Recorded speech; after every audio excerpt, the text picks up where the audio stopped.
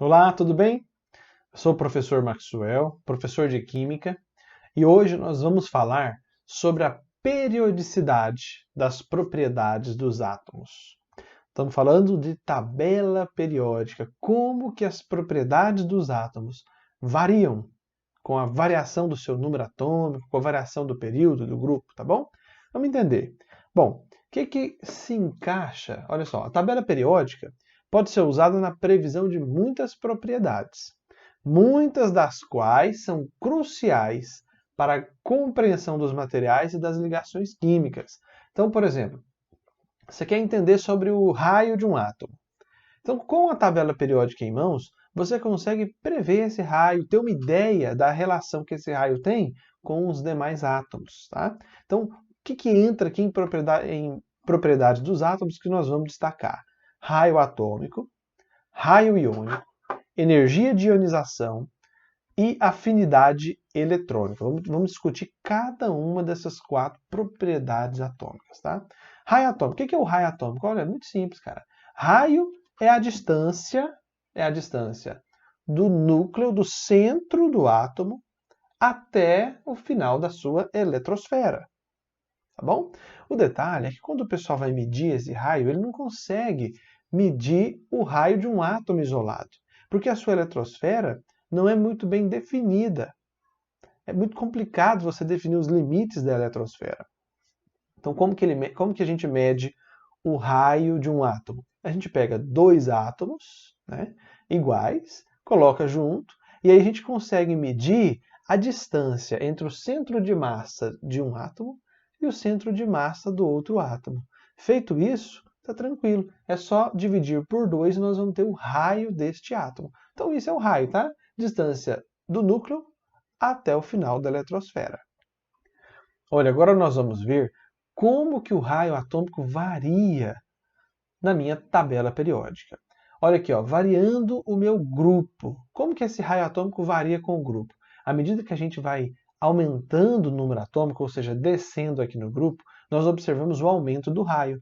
Bom, isso é muito tranquilo, né? Por exemplo, o hidrogênio. O hidrogênio tem um elétron, então tem elétron só na camada 1.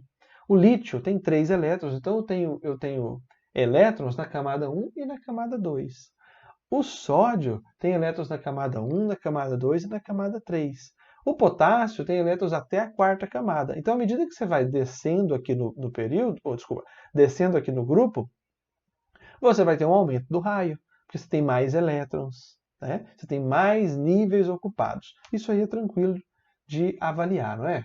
Agora, como que varia o raio no meu período? No meu período, por exemplo, sódio e magnésio. Qual dos dois tem raio maior? Aí a análise tem que ser a seguinte, ó.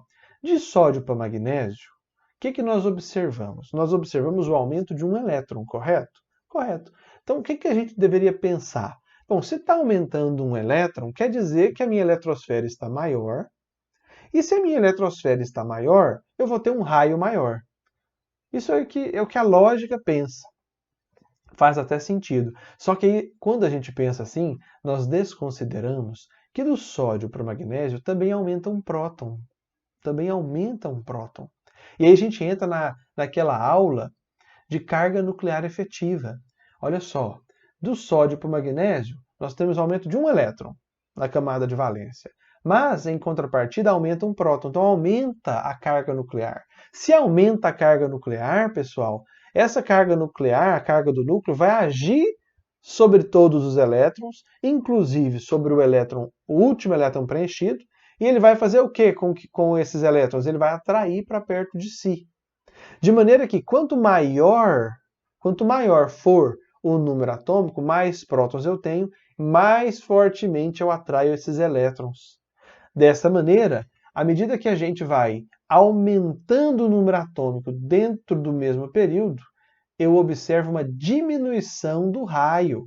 Por que eu diminuo o raio? Porque o núcleo possui mais prótons e vai atrair mais fortemente os elétrons. Tranquilo? Então, como que aumenta o raio no meu período? Da direita para a esquerda. Então, se tiver um exercício e perguntar assim, quem tem o maior raio? Flúor ou carbono?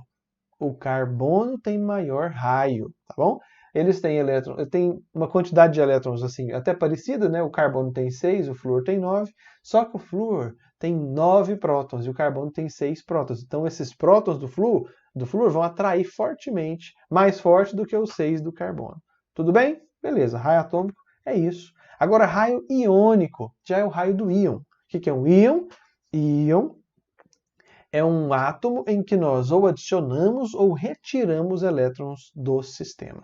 Aqui eu vou representar, pessoal, esse que está em azul é o oxigênio, O2-.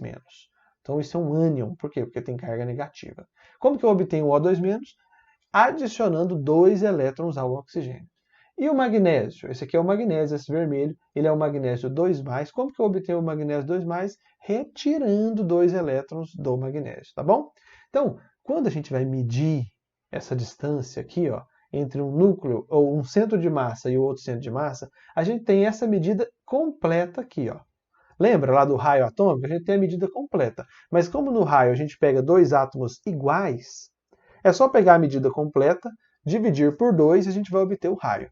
Nesse caso, se eu dividir por 2, eu vou obter, vai ser mais ou menos aqui, ó. Tá? Então, eu não vou saber qual é o raio de um e qual é o raio do outro. Como que o pessoal faz para saber o raio do ânion e do cátion? Porque a gente só consegue ter o raio dos dois juntos, né? Como é que eu faço? A gente pega um ânion, por exemplo, se eu estiver avaliando o oxigênio, eu pego o O2. E aí eu consigo calcular a distância desse centro de massa a esse centro de massa. Se eu consigo calcular a distância desses dois núcleos, né, de um núcleo ao outro, é só dividir por 2 e eu vou obter o raio. Então, no caso aqui do oxigênio, o raio é 140 picômetros. Pessoal, picômetros é uma unidade de medida muito pequena, tá? É unidade de medida de comprimento, de distância, né? Só que o pico é da ordem de 10 a menos 12 metros, tá bom? Olha, então se eu sei que esse raio é 140 picômetros, se eu souber toda essa distância aqui do meu grupo de ânion e cátion, né? Se eu souber toda a distância, dá para eu prever a distância, o raio do magnésio. Olha que legal. Então, sabendo essa distância, que é 212 picômetros, é só eu fazer a diferença entre esse 212, que é essa distância total, e essa distância de 140, esse comprimento de 140. Então, o raio do cátion vai ser 212 picômetros, que é tudo isso aqui, menos só o raio do ânion, que é 140. Logo, o raio desse cátion aqui do magnésio, 2+, vai ser 72. Então aqui eu estou só mostrando para você como que o pessoal faz para identificar o raio do ânion, do cátion, né? Agora, o que é um cátion? Todos os cátions... O cátion, então, é aquela espécie, ou átomo, em que a gente retira elétrons. E aí a carga fica positiva. Todos os cátions, pessoal, são menores que os átomos originais. Todos os cátions são menores que os átomos originais, tá? Porque os átomos perdem um ou mais elétrons para formar o cátion. Bom, tranquilo, né? Você está lá com um átomo com os elétrons preenchidos. Você vai lá e arranca um elétron. O que você espera? Que essa nuvem eletrônica diminua. Então, se diminui a nuvem eletrônica, diminui o seu raio. Então, todo cátion tem um raio menor do que o átomo original. Olha aqui o berílio. O berílio tem 4 elétrons, um S1, um S2, 2S1, 2S2. Está aí. Agora, vou pegar o berílio mais, ou seja, vou tirar um elétron. Ó. Vou ter só um elétron no orbital 2S. Quando eu faço isso, o que acontece com o meu raio? Diminui, porque diminui a nuvem eletrônica. E o berílio 2+? Aí diminui mais ainda, porque o berílio 2+, 2+ significa tirar 2 elétrons. Então, eu vou ter só 2 elétrons no meu sistema do berílio 2+. Agora, pessoal, nós temos elétrons só na primeira camada. Então, o raio diminui ainda mais quando você tira toda a camada de valência. Tranquilo. Agora, o ânion. O que é um ânion? Ânion é uma espécie em que a gente adiciona elétrons. Todos os ânions são maiores que os átomos originais, pois aumenta o número de elétrons na camada de valência. Faz sentido, né? Se você está adicionando elétron, vai aumentar a nuvem eletrônica, consequentemente aumenta o tamanho desse átomo, aumenta o raio atômico. Olha que o flúor tem 9 elétrons, vou fazer a distribuição dele bem direitinho. 2s preenchido, 2p. Onde que eu preencho primeiro? O 2px. Depois o 2py. Depois o 2pz. Todos para cima. E agora? Agora eu vou preencher o 2px de novo, só que para baixo. E agora falta mais um elétron, tá aqui. Esse é o flúor, ele vai ter um raio. Agora, se eu adicionar um elétron aqui, se eu obtiver um ânion, eu tenho um elétron a mais. O que eu espero? Um raio maior. Olha a distribuição eletrônica, eu vou ter um elétron a mais para interagir com os outros, para sofrer repulsões com os outros, e eu vou ter uma nuvem eletrônica maior, logo um raio maior, tá bom? Raio iônico. Ainda sobre o raio iônico, nós temos os isoeletrônicos. Isoeletrônico são os átomos ou os íons que têm o mesmo número de elétrons. Vou dar 3 exemplos aqui, ó. Flúor, sódio, magnésio. O flúor tem número atômico 9, o sódio tem número atômico 11, o magnésio tem número atômico 12. Só que o flúor menos, ele tem o quê? 10 elétrons. Porque ele teria 9 se ele fosse neutro. Com um elétron a mais, 10. O sódio tem 11 elétrons, mas como eu estou com um cátion, ou seja, eu tirei um elétron, ele passa de 11 para 10 elétrons. E o magnésio tem 12, mas se eu tirar 2 elétrons, ele vai para 10 elétrons. O que é isso aqui? São 3 elementos químicos diferentes, mas com um número de elétrons iguais. Nós chamamos isso de isoeletrônicos. Nos isoeletrônicos, pessoal, o átomo com maior número atômico, no caso aqui é o magnésio, né, que tem o número atômico 12, possui o menor raio. Como assim o que tem maior número atômico possui o menor raio? Simples.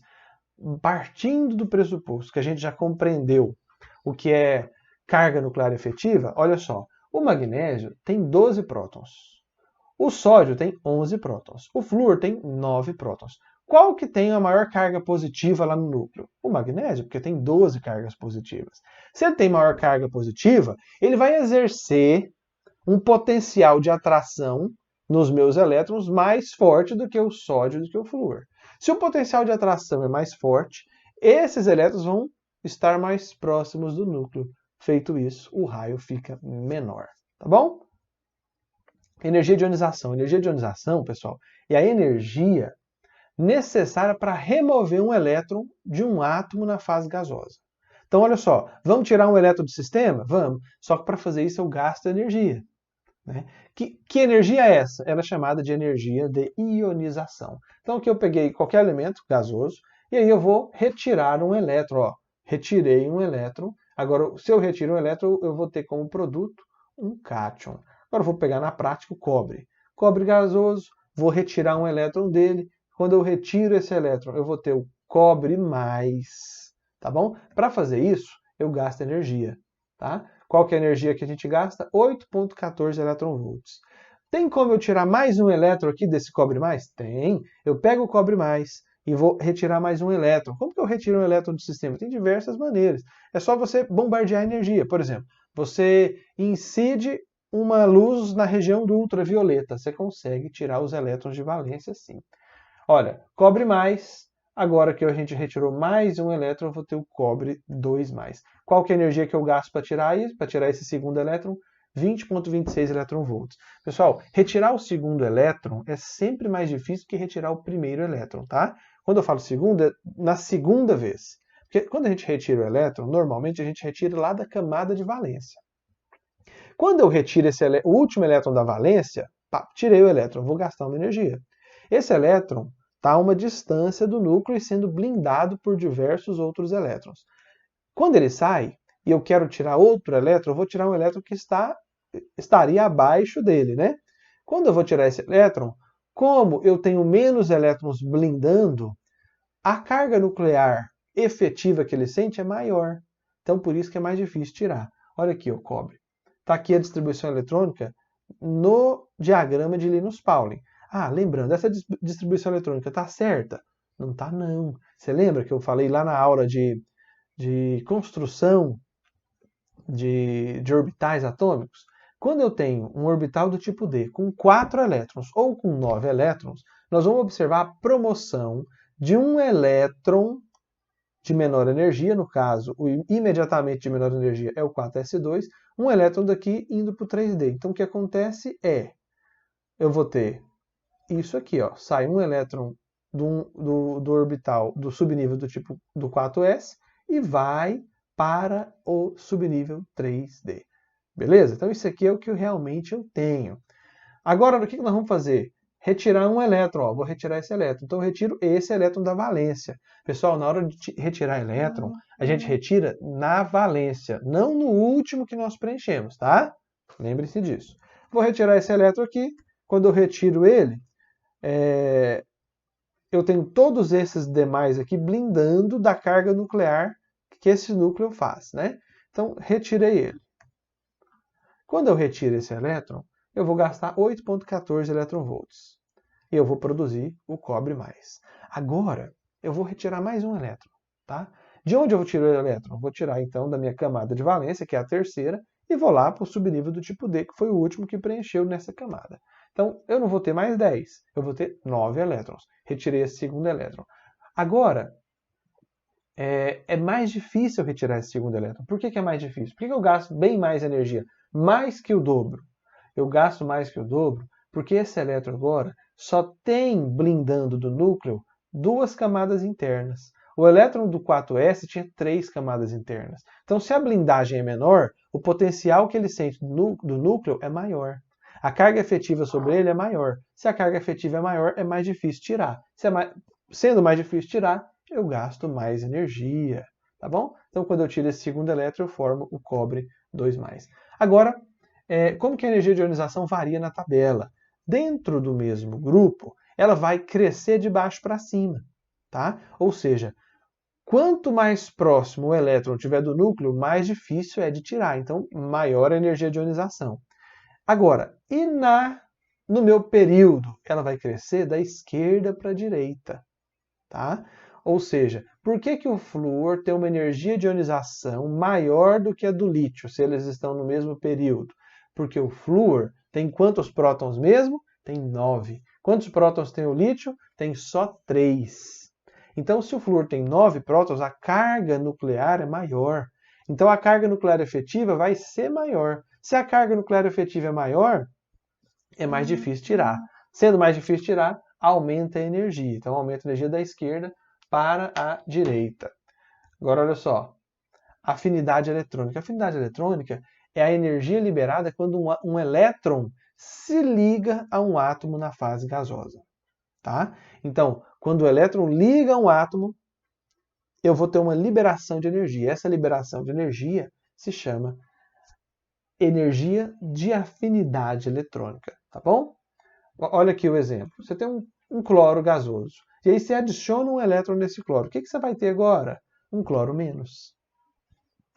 E isso, pessoal, a energia liberada é 3,62. Você pode estar se perguntando, professor, mas por que quando o elétron se liga ao átomo, eu libero energia? É simples. Imagine o seguinte, ó. Tá aqui o cloro com toda a distribuição eletrônica dele, 17 elétrons. Quantos elétrons esse cloro tem na valência? A valência é a última camada. Vamos contar? A última camada é a terceira, ó. 1, 2 elétrons, 3, 4, 5, 6, 7. Tem 7 elétrons na valência. Como que o átomo estabiliza? Com 8 na valência, a regra do octeto. Lembra lá? Falei, ó, a regra do octeto tem várias exceções, mas ainda assim ela é uma boa regra. Então, aqui tem 7 elétrons na valência. Se ele ganhar um elétron, pessoal, ó, se ele ganhar um elétron, então vai ganhar um elétron, olha lá, que legal. Quando ele ganha um elétron, ele estabiliza. Ele passa a ter 8 elétrons na valência. Então, quando ganha-se um elétron, a energia diminui, e aí essa diferença aqui é liberada para a vizinhança, liberada para o sistema. Tá bom? Aliás, é liberada do sistema para a vizinhança. Tá bom? Então, sempre libera energia. É possível que, quando sai elétron, ele fique com energia, que ele não libera energia, que ele precisa ganhar? É possível também, tá? Mas no caso dos não metais, ele sempre libera energia. Agora, como que a afinidade eletrônica varia na tabela? Bom, aí ela já não tem uma variação tão interessante, não é tão fácil de avaliar isso como as demais propriedades, tá? Então aqui nós vamos observar que a afinidade eletrônica é maior lá nos ametais, né? Claro, só que no canto superior direito. Quem tem a maior afinidade eletrônica de todos? O flúor. Então, o que é a afinidade eletrônica? É a capacidade do átomo atrair para si um elétron. Então, o flúor, quando ele vai se ligar com qualquer outro elemento químico, qualquer outro átomo, ele vai sempre atrair para próximo de si os elétrons. Não que ele pegue os elétrons do outro, mas ele atrai para próximo de si. A nuvem eletrônica fica deslocada para próximo ao flúor, tá bom? Por quê? Porque ele tem uma alta energia, uma alta afinidade eletrônica. Bom, pessoal, sobre as propriedades periódicas, é isso que nós temos para falar. Espero que tenha sanado as suas dúvidas, tá bom? Não se esqueça de se inscrever aí no canal, de ativar as notificações para você receber, né, uma notificação quando a gente conseguir produzir mais aulas de Química. Um abraço a todos, até mais!